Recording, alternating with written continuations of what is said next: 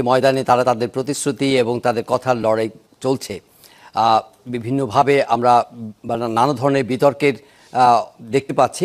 যেমন নির্বাচন কমিশন পক্ষ থেকে নির্বাচনে যে পরিবেশ রচনা করবার জন্য যে সিদ্ধান্তগুলো তারা নিয়েছেন, সেখান থেকে কখনো তারা এগোচ্ছেন, কখনো তারা পিছোচ্ছেন। ইতিমধ্যে আমরা জেনেছি যে সাংবাদিক পর্যবেক্ষকদের মোবাইল ফোন নিয়ে ভোট কেন্দ্রে যেতে যে বাধা দেওয়ার কথা তারা বলেছিলেন, সেটা তারা রাখছেন না।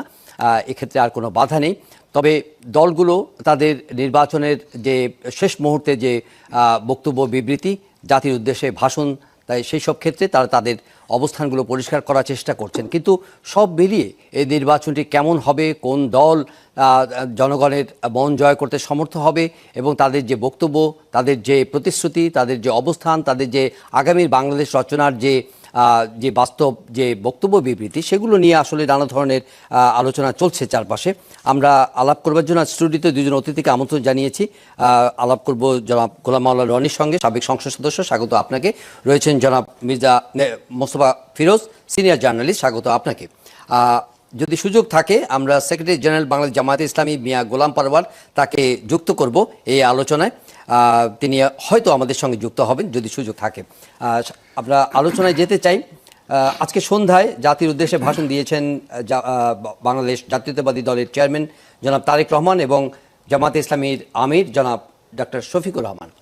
জনাব গোলাম মাওলা রনি, আপনি তাদের বক্তব্য শুনেছেন হয়তো, অথবা শোনেননি, কিন্তু এর মধ্যে তাদের মাঠের যে বক্তব্য, বিবৃতি, যাদের জনগণের সঙ্গে তাদের যে ইন্টারাকশন, সেগুলো আপনি জেনেছেন।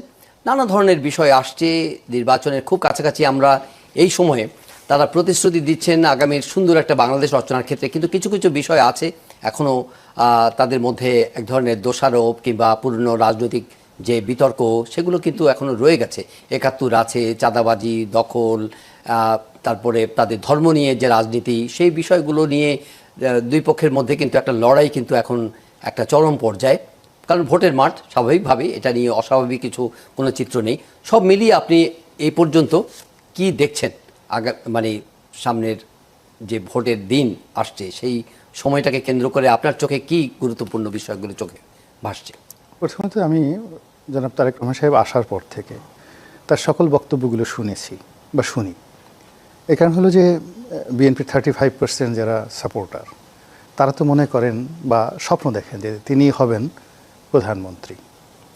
তারপর রাষ্ট্রের যে সকল কর্তা ব্যক্তি রয়েছে তাকে আজ পর্যন্ত যে প্রোটোকল দেওয়া হচ্ছে, ওভাবেই তাকে দেওয়া হচ্ছে। তার ছেলে মেয়ে, তার স্ত্রী, পুরো রাষ্ট্র তাদের দায়িত্ব নিয়েছে এবং সম্মান প্রদর্শন করছে। কাজেই একজন নাগরিক হিসেবে ভবিষ্যৎ প্রধানমন্ত্রীর বক্তব্য শুনতেই হবে। অন্যদিকে আমিরে জামাত, যেখানে আমেরিকা বলছে, অন্যান্য কৌশলগত রাষ্ট্রগুলো বলছে যে এবার জামাতের ক্ষমতা আসার বিপুল সম্ভাবনা রয়েছে। জামাতের যারা নেতৃবৃন্দ, তাদের বডি ল্যাঙ্গুয়েজ, কথাবার্তা, সব কিছুর মধ্যে একটা ক্ষমতা ভাব, একটা আমির ভাব এবং একটা খলিফা ভাব। তো এরকম একটা ভাব সব চলে আসছে, যেগুলো দেখতে আমার ভীষণ ভালো লাগছে। এই কারণ হলো যে দুর্ভাগ্য হোক, সৌভাগ্য হোক, আমিরে জামাত কিংবা জনাব তারেক রহমান সাহেব দুজনের সঙ্গে আমার ব্যক্তিগত সম্পর্ক বিভিন্ন সময় ভালো ছিল, এখনও হয়তো আছে। তো আপনার প্রিয়জন, ডানে হইলেও আমার, বামে হইলেও আমার, আমিরে জামাত যদি দেশের প্রধানমন্ত্রী হন আমার ভালো লাগবে, তারেক রহমান সাহেব হলেও ভালো লাগবে। এই জন্য আমি দেখি, তাদের দুজনকে দেখি, খুব মজা করে দেখি। কিন্তু অবাক করার ব্যাপার হলো যে আমি দুজনের কারোর মধ্যে কোনো স্বস্তির লক্ষণ দেখি না। আমরা তাদেরকে প্রধানমন্ত্রী বানিয়ে লাফাচ্ছি, কিন্তু তাদের দুজনের মধ্যে কোনো শান্তি দেখতে পাচ্ছি না। তাদের শরীরের সঙ্গে তাদের মুখের কথা, ঠোঁটের সঙ্গে চোখের সম্মিলন, চোখের সঙ্গে যে চোয়াল, এই চোয়ালের যে সম্মিলন, একটা আছে না সৃষ্টি সুখের উল্লাসে। যখন আপনি কোনো কিছু সৃষ্টি করবেন তখন আপনার দেহ মনে একটা পুরো কাজ করে যাবে, উল্লাস কাজ করে যাবে। তো ওইরকম দুজনের কারোর মধ্যেই আমি কোনো উল্লাস দেখতে পাই না। তাদের কাউকে দেখে মনে হয় না যে অ্যাসার্টিভ কোনো কিছু রয়েছে, এবং তারা কনসিস্টেন্সি, যেটাকে বলা ইংরেজিতে, ধারাবাহিকভাবে তাদের যে বক্তব্য, চিন্তা চেতনা, তারা গত 17 মাসে স্বাভাবিক রাখতে পেরেছেন এবং আগামী 17 মাস তারা এই ধারাবাহিকতা বজায় রাখবেন। তা না করে যেটা মনে হলো যে জামাতের আমির বা আমিরে জামাত, তিনি প্রাণান্ত চেষ্টা করছেন যে কি করে তারেক রহমান হওয়া যায়, এবং তারেক রহমান সাহেবের অনেক কিছুই তিনি অনুকরণ করেছেন। চেয়ারে বসা, ব্যাগ টানা, তারপরে শেষে খুব স্বাভাবিক হওয়া, যেমন তিনি চিত হয়ে মঞ্চের উপর শুয়ে পড়েছেন বিছানার উপরে একটা শীতল পাটির উপর, আমার ভীষণ ভালো লেগেছে।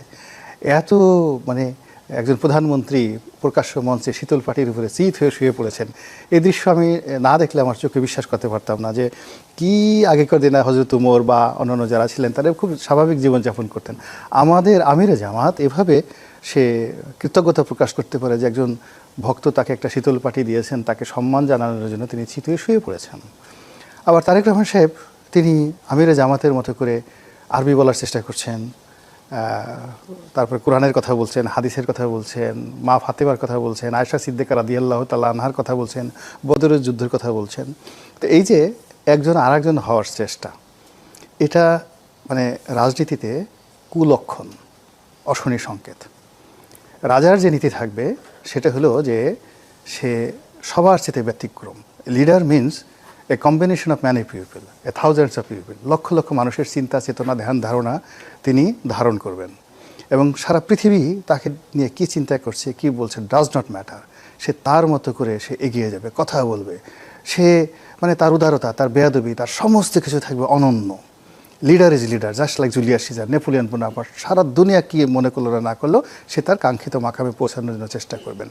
কিন্তু এখানে সেটা মনে হচ্ছে না বর্তমান যে দেশের প্রধান দুটো নেতা। এবং এটা জানাতেন না, আপনি চিন্তা করেন আমরা সুলতান সুলেমানকে মানে খুব ফলো করি যে দীপ্তি টিভির নাটকের কারণে। তো সুলতান সুলেমানের যে বিশাল অর্ধ দুনিয়া, তার রাজত্বে মোট 36 কোটি মানুষ ছিল, 36। আর আমাদের এই বাংলাদেশে এখন 18 কোটি মানুষ। তো আপনি বোঝার চেষ্টা করেন যে অর্ধেক অটোম্যান সাম্রাজ্যের অর্ধেক। তো এই 18 কোটি মানুষকে নেতৃত্ব দেওয়ার জন্য আমাদের যিনি নেতা হবেন তার মধ্যে যে ভীষণ থাকবে, যে মিশন থাকবে, ধৈর্য থাকবে, সুযোগ থাকবে, শক্তি থাকবে, সাহস থাকবে, জ্ঞান থাকবে, বুদ্ধি থাকবে, লেখাপড়া থাকবে, তারপরে সে দার্শনিকতা থাকবে, ফিলসফি থাকবে, নীতি থাকবে, নৈতিকতা থাকবে এবং হিস্টোরিক্যাল হেরিটেজ থাকবে, ঐতিহাসিকভাবে এটা ঐতিহ্য থাকবে। দুর্ভাগ্যজনক হলো যে দেশের প্রধান দুইজন নেতার এমন একটা ইতিহাস আপনি বর্ণনা করতে পারবেন না, না শিক্ষা, না দীক্ষা, না পরিবার, না লিগেসি, না ড্রেস কোড, মানে অনুকরণ করবো আমি নেতাকে। ওকে, তো যার জন্য কেমন যেন মনে হচ্ছে সবাই নাচছে কিন্তু আমিও নাচছি কিন্তু আনন্দ নেই। ওকে, জনাব মুস্তাফিজুর পরিষ্কার কিন্তু বলেছেন যে আসলে যদি আমি মানে হয়তো ইংরেজি শব্দটা যদি প্রয়োগ করি, যে কনভিকশনের অভাব আছে। মানে দুই নেতাই প্রাণান্ত চেষ্টা করছেন জনগণের আস্থা অর্জন করবার জন্য, তাদের মন জয় করবার জন্য মাঠে ময়দানে নিরন্তর ছুটে বেড়াচ্ছেন, কথা বলছেন, কিন্তু জনাব গোলাম আল্লাহ রনির দৃষ্টিতে কোথাও যেন একটা খামতি লক্ষ্য করা যায়। একজন আরেকজনকে অনুকরণ করবার চেষ্টা করছেন, নিজেকে ছাড়িয়ে যাওয়ার যে যে প্রয়াস, সেই জায়গার মধ্যে যেন তারা উতরাতে পারছেন না। ধন্যবাদ। রনি ভাই তো সুন্দর মন্ত্রের মতন আমি শুনছিলাম আর কি, চমৎকার বলেন। আমার কিছুটা একটু দ্বিমত আছে। দ্বিমত আছে এই অর্থে, তারেক রহমান কিন্তু অনুকরণ করেনি, বরং তারেক রহমানকে সবাই এখন অনুকরণ করছে। এটা আমি খুব মানে দায়িত্ব নিয়ে বলছি। বাংলাদেশের ইতিহাসে উনি যে স্টাইলে বক্তব্য দিচ্ছেন, যে ভাষা ব্যবহার করছেন, যেভাবে হাঁটতে হাঁটতে কথা বলছেন, আমরা তো অনেকদিন মিডিয়াতে কাজ করি, বসে বসে কথা বলি। আমি নিজে আগে এক সময় যখন রিপোর্টার ছিলাম তখন একটু হেঁটে পিডিসি দিতে যে বারবার ধাক্কা খাইতাম, আমি পারতাম না, একবারে পারতাম না, একবার দুইবার টেক নিতে হতো। কিন্তু ওনার এই যে মঞ্চের এই মাথা থেকে ওই মাথার সামনে হাজার হাজার জনতা, আর পাবলিক যদি ভিড় করতো আমাদের তো গলা এমনিতেই আটকায় যেত। এইরকমভাবে মনে হচ্ছে যেন উনি গত 20-25 বছর ধরে এইভাবেই তিনি বক্তৃতা দেন। হ্যাঁ, যে পারফর্মটা করছেন বাংলাদেশের ইতিহাসে এরকম কেউ নেই। বাংলাদেশের ইতিহাসে নেই যে প্রধান দল প্রতিপক্ষের দোষ ত্রুটি নাম সহ দল সহ উল্লেখ করে বলে না। উনি এই ট্রেনটা চালু করছে, উনি ট্রেনটা চালু করছে বলে ওনাকে সবাই অনুসরণ করছে।